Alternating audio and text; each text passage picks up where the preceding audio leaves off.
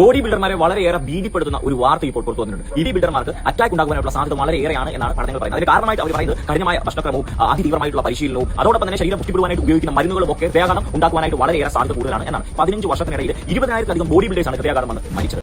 ഈ വീഡിയോയിൽ പറഞ്ഞിട്ടില്ലേ 15 വർഷത്തിനിടയിൽ 20,000 ആൾക്കാർ ബോഡി ബിൽഡേഴ്സ് മരിച്ചിട്ടുണ്ടെന്ന് പറയുന്നത്.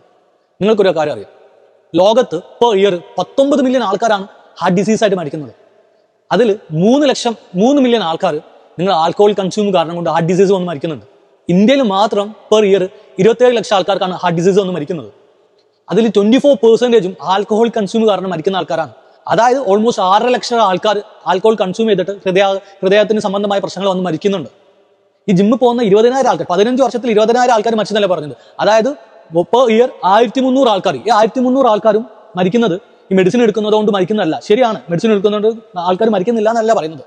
പക്ഷേ ഇതിൽ 90% ആൾക്കാർ മരിക്കുന്നത് ഇവർക്ക് പ്രീവിയസ് വല്ല ഹാർട്ട് ഡിസീസോ ആയിട്ട് വല്ല ഹിസ്റ്ററി ഉണ്ടാവും, അല്ലാതെ ജിമ്മ് പോകുന്നതുകൊണ്ട് മരിക്കുന്നതല്ല. നമ്മുടെ നാടെന്ന് പറയുന്നത് ഈ പ്രോട്ടീൻ എന്ന് പറയുമ്പോഴും ഈ ജിം എന്ന് പറയുമ്പോഴും അവർക്ക് ഭയങ്കര പേടിയുള്ള ഒരു സ്ഥലമാണ്.